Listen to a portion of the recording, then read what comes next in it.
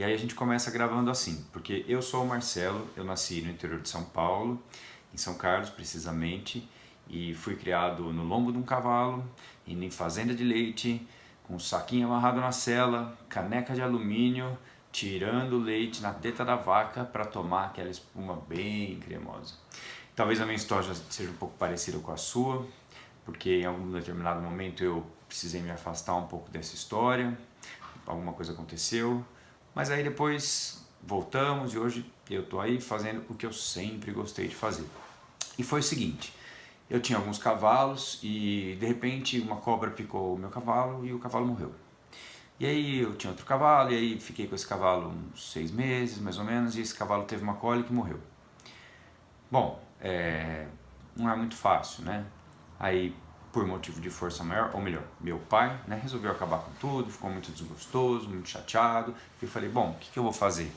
Vou fazer veterinária, né? Vou fazer veterinária e ficar perto do campo, que foi o que eu sempre quis. Depois disso, eu perdi bastante o contato com os animais, com o campo, né? Mas o campo continuou no meu sangue. E, bom, vou fazer veterinária. Só que lá na minha casa tinha uma regra e, bem ou mal, era assim que as coisas funcionavam lá. Meu pai sempre nos deu uma educação bem rígida e era o seguinte: ou você estuda e entra numa faculdade pública ou vai puxar carroça. Eu cresci ouvindo isso e, quer saber? Foi bom. Eu tive que me dedicar bastante, tive que estudar bastante e, inclusive, depois que eu terminei o estudo básico, né, o colegial, tive que fazer cursinho, enfim. E finalmente entrei na Unesp em Jaboticabal no ano de 1993. E eu agradeço bastante a Deus por isso, foi maravilhoso. O que aquela faculdade tem e me proporcionou em termos de conhecimento, instalação, eu aproveitei cada minuto, cada matéria, cada prova. Foi realmente muito bom estar ali, eu aprendi muito e dava vontade assim de estudar, dava vontade de estar ali, fazendo o que eu sempre gostei. E eu queria aprender muito, eu queria aprender mais. Foi quando eu fiquei sabendo que existia um programa que se chamava Programa Especial de Treinamento. Nesse programa eu tive a oportunidade, primeiro eu tive que aplicar, tive que me candidatar a ele, na verdade, né? Eram 2 vagas por turma, era um programa patrocinado, ou melhor, financiado pelo MEC, pela CAPES, e tinha uma bolsa, enfim, você era pago para aprender e para ensinar, né? E eu apliquei e acabei passando, fui selecionado e entrei no PET. E aí já foi um outro capítulo muito importante, acho bem legal comentar isso, porque é um programa bem bacana, onde eu era obrigado a estudar diferentes temas, né, para poder passar isso para os outros alunos na forma de apresentação, de seminário, e desde cedo eu gostava muito de fazer isso já, e os temas eram importantes, ou seja, eu tinha que estudar tudo relacionado à produção animal. Bom, mas a princípio eu tinha entrado na faculdade porque eu sempre gostei muito de cavalo, de boi, mas lá não. Lá eu fui obrigado a entrar em contato com todos os animais de produção, desde peixe até aves, suínos, caprinos, enfim, todos. E uma das coisas que tinha nesse programa, que era bem legal, é que eles também faziam algumas viagens a propriedades. E acho que no meu terceiro ano de faculdade, precisamente, no ano de 1995, eu fui para Aceguá, fronteira com o Uruguai, numa propriedade de gado Hereford, acho que o proprietário se chamava Gideão, se não me falha a memória, e lá eu tive a oportunidade de conhecer desde cedo como era a produção precoce a pasto, porque, como vocês sabem, os pastos na região sul do Brasil são muito diferentes dos pastos que a gente tem por aqui. São leguminosas, são pastos nativos que têm alto teor de proteína e as coisas aconteciam de uma forma bem diferente lá. E nesse momento eu já fiquei interessado na produção do novilho precoce, porque nessa época no Brasil o que acontecia na verdade era a produção de carne de forma extensiva, né? Vocês sabem, isso já fazem mais de 20 anos, né? E aí o que acontecia eram aqueles bois que morriam com 5, 6 anos no pasto, com desenvolvimento muito lento, um pasto sem nenhum tipo de correção ou tecnologia. E essa foi apenas uma das experiências que eu tive dentro do programa PET, né? Foram muitas. E a faculdade foi passando, enfim. Chegou uma hora, perto do final da faculdade, que eu falei, não, eu tive que criar um pouco de coragem, porque uma das normas do programa realmente era trabalhar com animais de produção, e eu fiquei 4 anos lá fazendo isso. Mas eu cheguei para o tutor, professor Isaú, que era bem rigoroso também, inclusive, e falei, olha, eu gostaria de te pedir uma permissão para me dedicar um pouco a cavalo. Afinal de contas, eu tenho isso no sangue também, e faz muito tempo que eu não faço nada relacionado a equinos, né? E eu consegui essa permissão. Eu acho que durante todos esses anos, tudo que eu entreguei, tudo que eu me dediquei ali naquele programa, enfim, tudo que eu consegui colaborar também, fiz a minha parte bem feita, eu ganhei esse crédito. E aí eu tive a oportunidade de começar a fazer os meus estágios e me especializar um pouco em cavalo. Foi quando eu conheci na verdade aqui no Brasil, alguns veterinários americanos que vinham da assessoria aqui. Naquela época estava começando os programas de transferência de embrião. E aí o que aconteceu? Aí eu acabei indo para os Estados Unidos, consegui um estágio, consegui um programa de um externship que eles chamam, né, na Universidade Estadual do Colorado. Passei lá 5 meses entre a Califórnia e o Colorado, aprendi bastante coisa legal e voltei para o Brasil. E é aquela coisa, né? Eu me formei, comecei a trabalhar, entrei no mercado de trabalho e logo comecei a trabalhar no maior Aras de cavalo de pismo como veterinário responsável pela medicina equina esportiva, o Aras Agromen em Orlândia. Eu lutei um pouco para conseguir isso, né? Mas eu tinha adquirido bastante conhecimento também. E o reconhecimento acaba vindo uma hora ou outra, né? Aliás, eu acredito muito nisso. Eu acho que quando você se dedica, quando você tem paixão no que você faz, você aprende, você se dedica e você colhe os resultados. Eu sempre gostei assim de ir atrás do melhor. Para mim é legal. Olha, às vezes eu ouço assim, não, tá bom, é legal você ouvir, olha, tá bom, aqui já tá tudo bem. E isso é uma coisa muito perigosa, porque sempre tem algum ponto de melhoria. Sempre a gente consegue ir atrás de alguma coisinha que às vezes é um pequeno detalhe, mas que vai fazer uma diferença importante lá na frente. Isso eu tenho dentro de mim e está comigo até hoje. Depois eu estava lá no Aras Agromen, trabalhando como veterinário clínico, e eu conheci várias pessoas nessa época, né? Várias pessoas legais, foi bem bacana. Inclusive eu conheci também o Gerson Franceschini. O Gerson Franceschini é um grande amigo meu até hoje. Ele trabalhava na época numa grande empresa americana de nutrição equina, nutrição animal, né? Ele era especialista de equinos. E ele apareceu lá no Aras para fazer uma proposta, para que a gente conhecesse, na verdade, um produto novo que estava sendo lançado, uma ração completa para cavalos, com com componentes extrusados, enfim. Aí o Gerson foi lá, acabamos ficando amigo, ele propôs fazer um estudo dentro do Aras, forneceu uma ração para alguns animais atletas, e realmente o resultado foi muito bom. E a gente acabou passando a utilizar aquele programa nutricional e acabamos ficando bem amigos nesses anos todos. Depois disso, chegou um determinado momento que ele me convidou para se juntar à equipe dele como especialista, né, em nutrição equina dentro da Socil. A Socil na época era um grupo francês, né? Socil Guillaumard se chamava.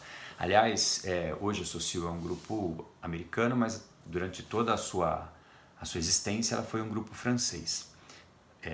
Enfim, aí eu falei, nossa, que interessante isso, né? Porque é uma área que eu mesmo não tinha conhecimento nenhum. Aliás, durante alguns anos de clínica, né, eu tratei de um problema muito sério que se chama laminite equina. E a laminite equina, ela acontece por alguns fatores, mas principalmente de origem nutricional.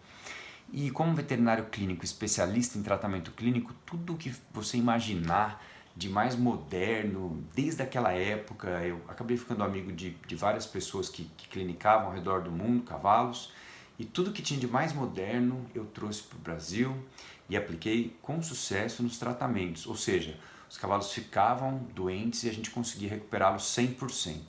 E eu achava isso muito bom, e realmente era bom, mas tinha uma coisa melhor.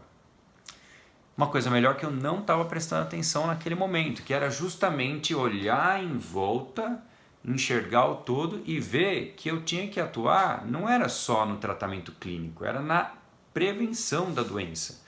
Sim, na prevenção, porque era uma doença de origem nutricional que estava acontecendo ali. Bom, aí o Gerson veio, me convidou, fez uma boa proposta. Eu falei, nossa, eu quero aprender, eu quero ir para essa área. E acabei topando. Aí eu entrei na Socio e comecei realmente a ter contato com muita coisa de nutrição, de pesquisa, de desenvolvimento. E além disso, eu tive contato também com outras duas áreas, na verdade, que eu acho muito importante. Hoje eu vejo como foi importante isso. Depois que eu entrei, a gente chama até de área comercial, né? Porque é lógico, é uma empresa, ela vende produtos, e apesar de eu ter trabalhado a maior parte do tempo como especialista técnico nas áreas de desenvolvimento, eu também trabalhei na área comercial. Eu digo a vocês o seguinte, entrar na área comercial me abriu os horizontes, assim, abriu a minha visão, a minha perspectiva de uma maneira muito importante. Eu vou falar duas coisas bacanas para contar essa parte da minha história que é bem relevante, talvez você se sinta interessado nisso também. A primeira delas é a parte de gestão de equipe, né? Como líder dentro da Socio, eu fiz gestão de equipe, eu tinha uma equipe sobre a minha responsabilidade, né?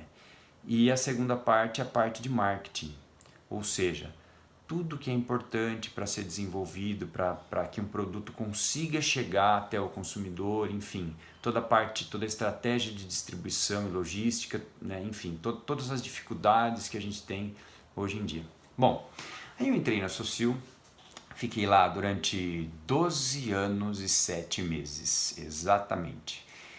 Muito tempo bom, onde eu tive a oportunidade de atuar também com outras espécies. E a Socio, e aliás é exatamente esse o ponto, porque eu entrei lá para trabalhar com cavalo, mas acontece que a Socio ela é uma empresa que tem uma história muito importante com ruminantes também, né? Não sei se vocês sabem, mas durante muitos anos a Socio foi pioneira no desenvolvimento de um programa nutricional para gado elite, né? Onde você tem como objetivo conseguir o máximo ganho de peso ponderal, né? Sem acumular gordura em áreas indesejadas, né? do corpo do animal. E como você sabe, é muito fácil engordar um animal, mas o animal elite é um pouco diferente, porque na verdade ele vai ser julgado também e as empresas tinham um pouco de dificuldade, os nutricionistas, enfim, em conseguir, né, proporcionar esse ganho de peso como era necessário sem o acúmulo de gordura. E a Socio fazia isso com muita maestria, ela desenvolveu uma linha de produto, a linha Gênesis, com muita maestria, fazia esse tipo de trabalho. E aí eu me aproximei novamente dos ruminantes. E o mundo da nutrição é fantástico, porque quando você para pensar e olha em volta, muitas doenças que a gente vê hoje, não só nos animais, mas nos seres humanos também, no mundo ao nosso redor, elas são doenças de origem nutricional. Mas nós temos que considerar duas coisas importantes. A primeira é que nós comemos o que nós temos vontade. O ser humano, ele tem vontade própria, ele precisa comer algumas coisas, ele, na verdade, por prazer, não por nutrição. Já os animais de criação, não. Os animais de criação, eles são alimentados da melhor forma possível, de acordo com os recursos financeiros e de acordo com o conhecimento que os proprietários têm. Às vezes existe falta de conhecimento. E eu realmente pude viver nesses anos de nutrição muita coisa, pude corrigir muita coisa fazendo adequações e ajustes nos programas nutricionais. Não só nos programas nutricionais, mas também no manejo, ou seja, na forma como esses alimentos são fornecidos. Então a nutrição, ela é uma ciência que envolve tudo que está em volta e ela é a base. Quando nós temos um problema, primeiro nós temos que olhar a base para poder chegar lá em cima e fazer o ajuste fino. Se a base está errada, eu não consigo trabalhar o ajuste fino. E existe uma ordem de correções, uma prioridade de correções. E esse é um dos grandes segredos da nutrição. Os cavalos são animais muito frágeis, então o ajuste nutricional em equinos dele deve ser muito preciso. E durante o início da minha carreira como especialista de nutrição equina, nutrição clínica de cavalos atletas, mais especificamente falando, eu acabei conhecendo alguns veterinários, na verdade, muita gente do meio hípico, né, muita gente relacionada ao cavalo, e acabei ficando responsável pela nutrição de todos os cavalos que vieram participar dos Jogos Pan-Americanos aqui no Brasil. Então eu trabalhei durante 90 dias consecutivos sem folga, antes do evento, durante o evento e alguns dias depois. E a nossa missão era prover os melhores alimentos. Afinal de contas, a gente ia receber os cavalos que vinham dos Estados Unidos, do Canadá, enfim, cavalos milionários, cavalos muito bons, né? E então eu fui selecionado para assumir essa responsabilidade junto com uma equipe que eu acabei contratando. Foi muito interessante isso, né? Aliás, os meus anos de medicina clínica equina também me trouxeram uma experiência bem interessante, porque é muita dedicação, né? Eu tive a oportunidade de trabalhar numa das maiores equipes de veterinários responsáveis pela seleção brasileira de hipismo. Na época eram o Tomás Montelo e a Priscila Azevedo. Eu trabalhei ligado a eles. E uma das coisas que a gente precisava fazer era acompanhar os cavalos que iam competir fora do Brasil, fazer os trâmites desses cavalos nos aeroportos, nos terminais de carga. Às vezes esses cavalos voltavam de áreas endêmicas de outras doenças, eles tinham que passar por quarentena, enfim. Durante esses anos foi muita dedicação, muito trabalho, full time, porque a maior parte das coisas acontecem nos finais de semana, né? E aí a gente aprende como é importante estar presente nos lugares para poder coordenar as atividades, porque se você não estiver presente, alguém vai estar e alguém vai estar coordenando por você, e não necessariamente isso vai ser o melhor. Só que acontece o seguinte, aí quando eu estava lá dentro da Socil, eu acabei me tornando gerente de produto, e eu atendia todo o território nacional, ou seja, eu ficava sediado, tinha um escritório em Paulínia, primeiro em São Paulo, depois em Paulínia, e eu atendia todo o território nacional. Então, eu não tinha condições de estar presente com frequência junto dos meus clientes. Ou seja, eu era responsável, desenvolvia soluções, fazia os programas nutricionais, muitas vezes era capaz de estar ali junto para iniciar, ou seja, para colocar em andamento, para dar o pontapé inicial naquele programa desenvolvido, mas eu não conseguia acompanhar. E isso eu não ficava muito satisfeito, na verdade, porque se você implementa, mas não implementa, ou seja, você fez o programa, mas ele não conseguiu ser implementado, então o resultado não vem. E aí o feedback que eu tinha do meu cliente não era muito bom. E eu sempre ficava tentando treinar pessoas que estivessem mais perto para continuar o meu trabalho. Mas como vocês sabem, a qualidade de mão de obra não é um ponto forte, né, das nossas regiões, aí do nosso Brasilzão, né? É difícil a gente achar gente boa para trabalhar. E eu sempre procurei muito isso, mas dentro da empresa eu era um pouco engessado também, porque na verdade não seria um funcionário da empresa, enfim. E desde essa época eu tive muita vontade de ter o meu negócio próprio. Falei, bom, quando eu tiver o meu negócio próprio, aí eu vou poder contratar a minha equipe e vou poder sim dar a assistência que o meu cliente precisa. E foi o que aconteceu. Em 2015 eu tive a oportunidade de iniciar a Valor Animal, fundar a Valor Animal aqui em Bauru e região, e comecei a atuar nesse mercado. E por que eu fundei a Valor Animal? Para ter oportunidade de estar do lado do meu cliente, de ajudar ele na logística, no controle de estoque, quando dá algum problema e ele, por exemplo, com fornecimento de ração, ter um estoque pulmão, ter um escritório, estar do lado dos meus clientes e, acima de tudo, trabalhar junto com a mão de obra que está ali, com os peões, com o gerente, com o veterinário das fazendas. Isso é muito bom, eu gosto muito de formar equipe, de trabalhar em equipe, de reconhecer a importância da equipe. A importância daquele que está lá todo dia 5, 6 horas da manhã fazendo a dieta para que ela dê certo, para que ela funcione. Muitas vezes as situações não são fáceis. Quem tem boi no coxo sabe, boi não tem sábado, não tem domingo, não tem Natal, não tem Réveillon.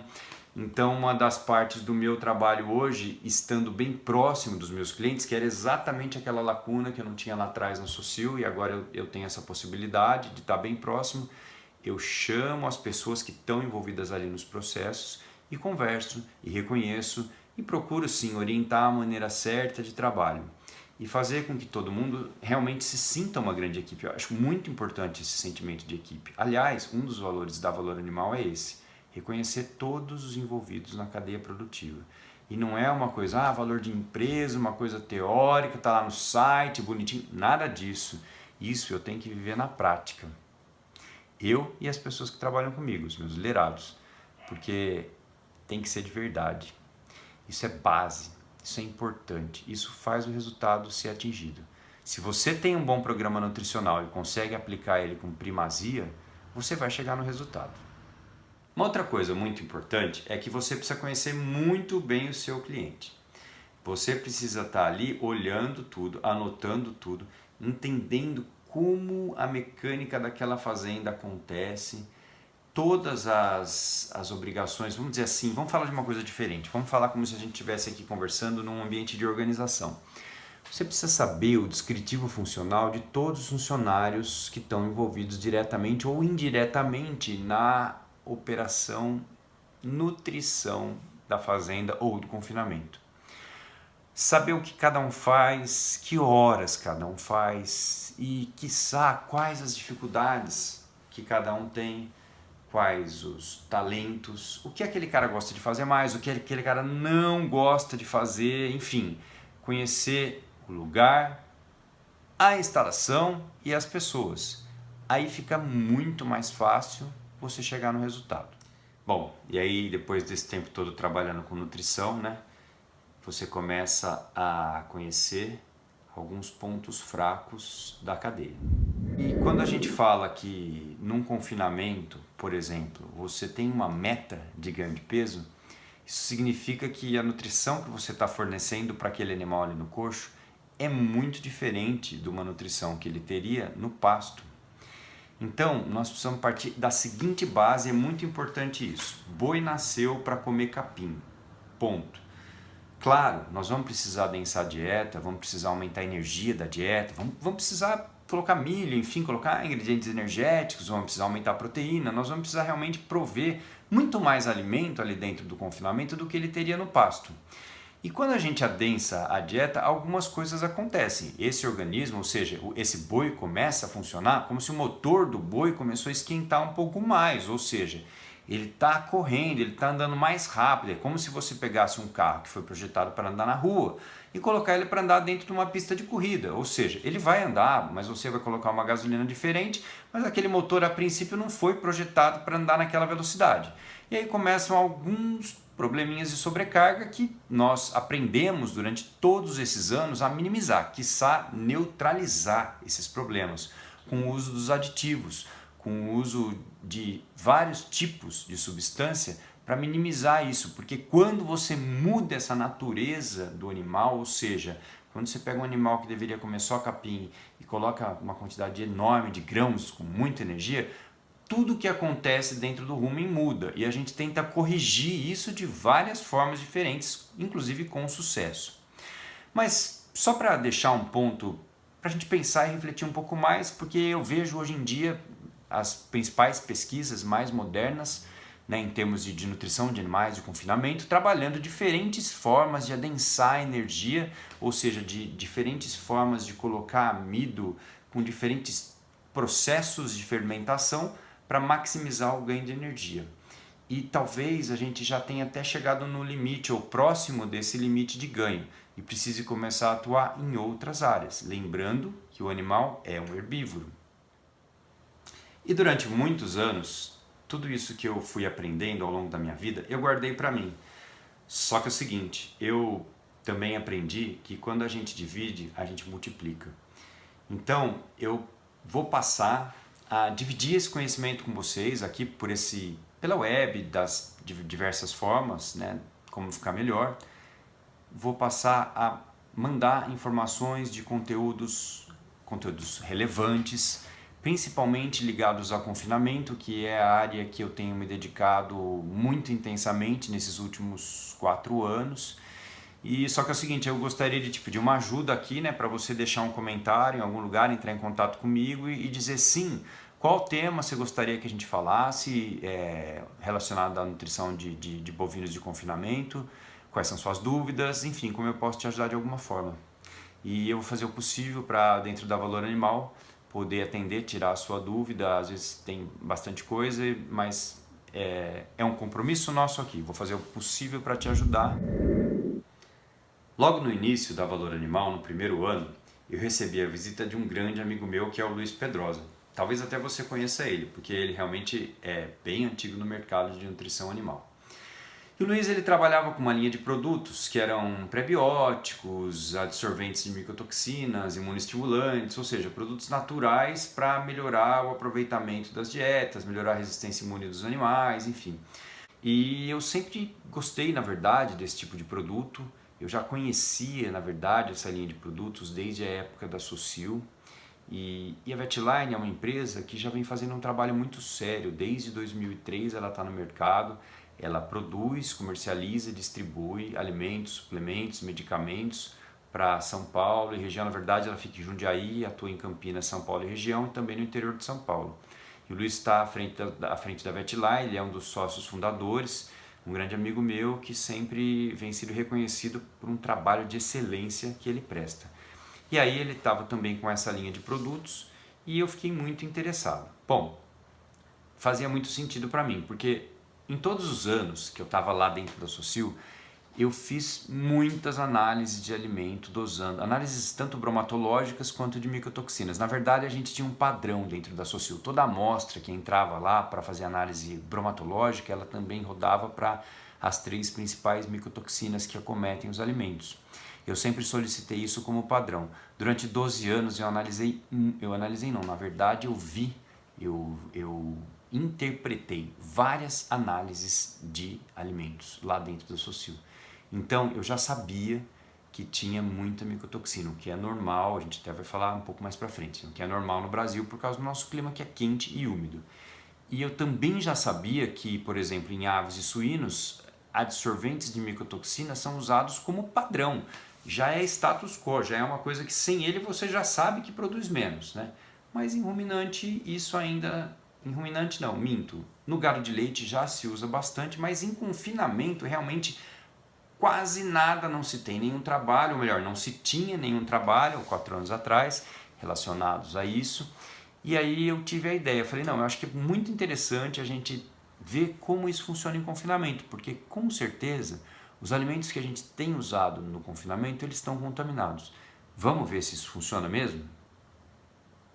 Bom, aí o Luiz pensou, parou, porque na verdade envolvia um experimento, teria que ser de 800 a 1000 animais, um número de animais significativo para não ter um falso resultado.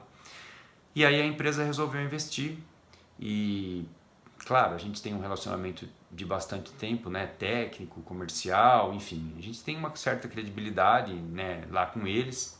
Eles apostaram, resolveram investir e nós fizemos e foi muito bom. Eu vou contar para vocês.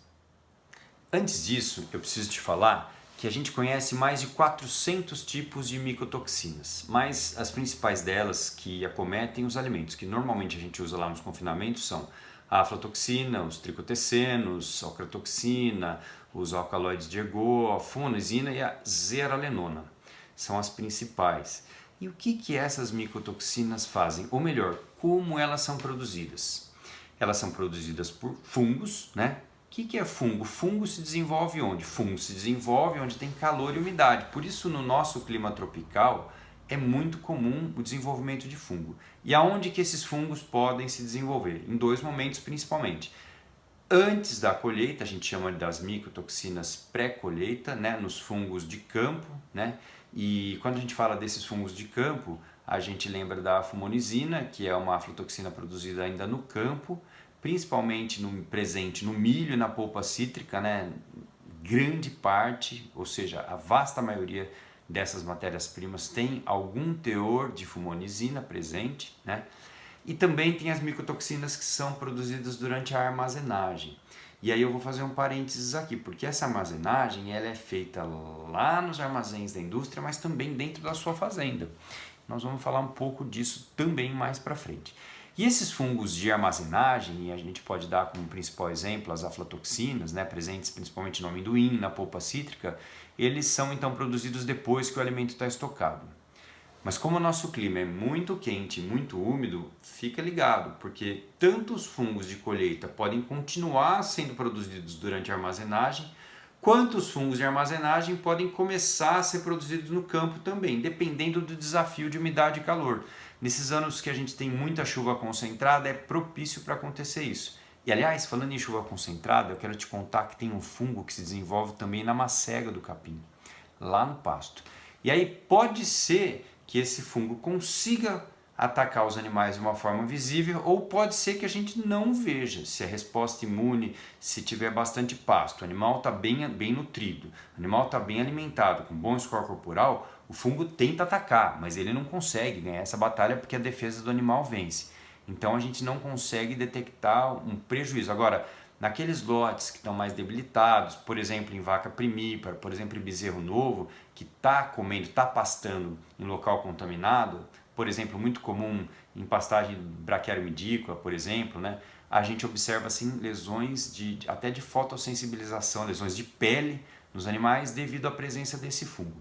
Mas enfim, nós estamos falando agora de animais que são alimentados no coxo, onde lá no campo a gente tem esse fungo ele produz a micotoxina lá no campo, e essa micotoxina ela é resistente a todos os processos térmicos.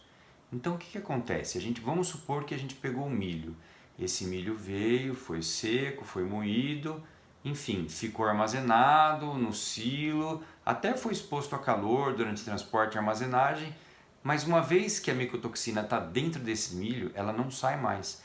A gente não consegue inativar ela está ali e o animal vai ingerir ela. Então, por esse motivo, né, porque as micotoxinas não são neutralizadas com o processo térmico, elas continuam nos alimentos e a gente não vê. E aí, como é que nós fizemos esse teste, né? Como é que nós conseguimos detectar o efeito desse adsorvente de micotoxinas no campo? Isso aconteceu lá em 2016, na Fazenda do Lago, de propriedade do Heinrich Adolf Hans Herweg. O Guido é quem tomou conta, né, proprietário, tomou conta pessoalmente do experimento.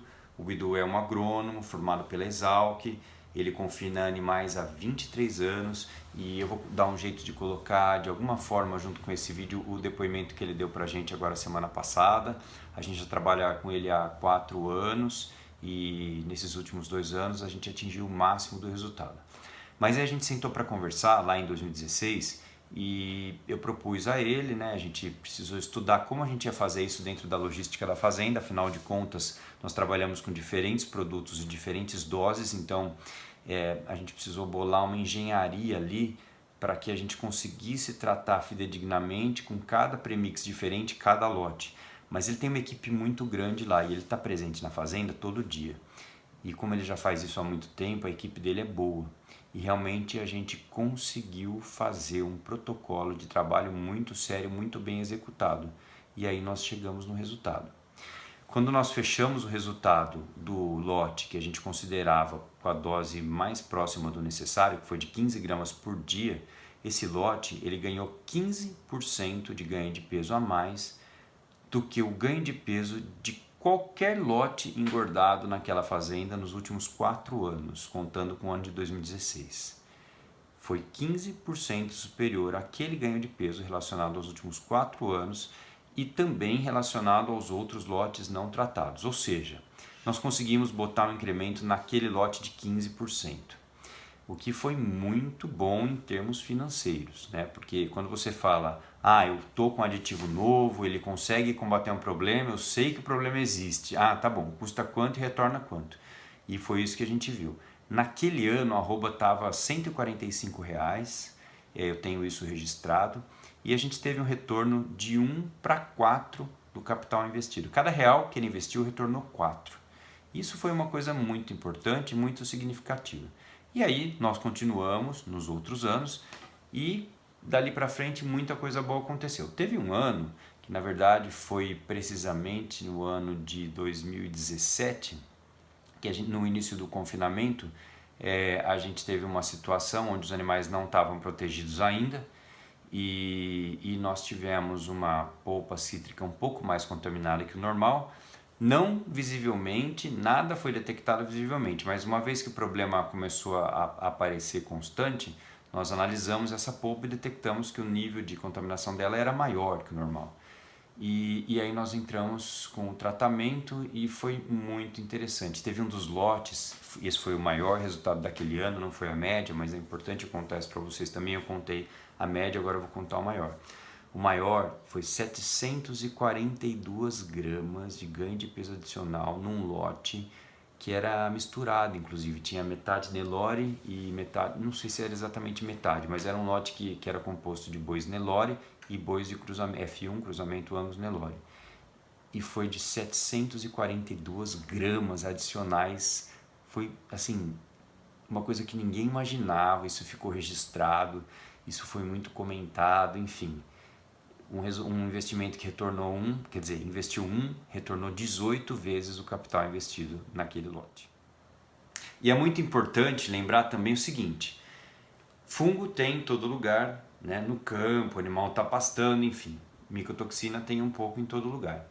Mas quando o animal está a pasto, numa situação normal, sem estresse, com consumo bom de forragem, com bom mineral, enfim, quando o animal está recebendo alimento de uma forma certa e não está numa condição de estresse, ele consegue se resolver com essas micotoxinas. A maior parte das vezes, dependendo do desafio climático, tem lugar e tem tipos de capim que deixa esse jogo um pouco mais difícil. Mas é isso, quando o animal tem condições de desenvolver, na verdade, de desenvolver não, tem condições de resolver isso, ele resolve por si só. Mas o problema acontece quando você intensifica a produção. Por exemplo, uma vaca de leite de alta precisão. Por exemplo, um boi que está sendo engordado. Nesse momento, você precisa sim prestar atenção. Porque você pegou um motor que está trabalhando numa rotação mais rápida do que ele nasceu para trabalhar, certo? A produção animal exige isso. Então, a nossa missão é dar conforto, ou melhor, qualidade para que esse motor trabalhe bem. E a micotoxina é um dos fatores que pode sim atrapalhar o funcionamento desse motor. É como se ela fosse uma areia. Uma areia não, um lubrificante ruim que fizesse o motor fazer mais força para trabalhar. Ele vai trabalhar, ele vai andar, ou seja, o boi vai engordar, mas vai custar um pouco mais caro para ele engordar. A vaca vai dar leite, mas não vai dar aquela quantidade de leite. Aliás, falando em leite, aí tem uma coisa importante que você tem que saber. Se você não sabe, se você conhece ou é produtor de leite, você tem que saber. A aflatoxina é transmitida no leite para o ser humano. Isso é muito sério. Tem que saber, tem que neutralizar. Mas voltando aos animais a esse motor, né, que está trabalhando aí muito sobrecarregado, enfim, você precisa cuidar dele. E uma das formas de você cuidar dele é você neutralizar a micotoxina. A outra forma de você cuidar dele é você olhar para a sua dieta e você entender que talvez tenha algum aditivo que melhore um pouco o pH ruminal, que melhore, que na verdade forneça energia sem tanto amido, sem tanto desafio, sem tanta produção enfim, sem tanta queda no pH, alguma coisa que você pode fazer de diferente para melhorar o rumen, ou seja, a saúde do rumen, o bem-estar desse animal, né? E consequentemente a produção, porque o que a gente precisa é produção. E o animal que está com melhor qualidade de microbiota ruminal, ele come mais, ele converte mais. E é isso que a gente tem que perseguir. Temos que aproveitar os recursos que nós temos disponíveis, porque o negócio é o seguinte: daqui a pouco começa um resíduo não tá mais fácil de achar. Se você tem boi há muito tempo, você sabe, lá atrás resíduo era uma coisa que era dada de graça. A gente muitas vezes, a usina pagava para a gente buscar, ou a gente só pagava o frete, enfim. Hoje resíduo tem valor, resíduo é estocado, tem manipulação de preço, né? Tudo isso que a gente sabe, o resíduo vira um produto, na verdade. Um produto ele tem estratégia de entrega. E esse aumento no tempo de estocagem muitas vezes é um problema para a gente, porque é justamente nesse momento que os fungos de estocagem podem se desenvolver. E aí então vai chegar um momento em que alguma coisa que era barata não é mais, né? Muda muito. Esse jogo de composição de alimento muda muito. O que é importante a gente saber é: nós precisamos ter a condição de continuar usando os alimentos e resíduos que propiciam um menor valor de arroba produzida. Nós estamos aqui justamente para trabalhar em cima do lucro. Mas nós temos que também saber o seguinte, que muitas vezes eu consigo neutralizar um problema daquele resíduo e realmente voltar naquela lacuna do lucro que ficou para trás. E aqui vem uma reflexão bem interessante. Se a gente consegue melhorar o resultado, ou seja, aumentar o ganho de peso, vamos falar numa média de 11%, que é mais ou menos o que a gente tem visto aí na vasta maioria dos casos. Se você consegue melhorar o resultado zootécnico em 11%, será que você não tem uma massa de manobra maior para, por exemplo, escapar da armadilha que é a variação do preço da arroba, momento certo de vender? Mesmo agora, né, se a gente considerar que nós estamos trabalhando numa arroba aí acima de R$ 200, ou seja, uma alta valorização, né, quanto mais eu conseguir ou seja, transformar comida em dinheiro é melhor. Maximizar o aproveitamento, melhorar a digestibilidade, melhorar a conversão alimentar é melhor. Mas quando eu estou trabalhando num cenário de uma arroba de R$ 145, ou melhor, de R$ 165, que é uma realidade próxima que nós tivemos aí, eu tenho que saber que eu consigo sim, nesses 10%, ter uma margem de segurança importante. Eu consigo manter o meu lucro independente dessa variação no valor da arroba. É isso. Agora é o seguinte, se você gostou do que a gente conversou aqui, quiser saber um pouco mais, vai lá, se inscreve, toca o sino lá em cima, deixa o seu comentário, pergunta algum assunto que você gostaria que eu falasse aqui, vou fazer o possível para te atender. Ok? Um abraço.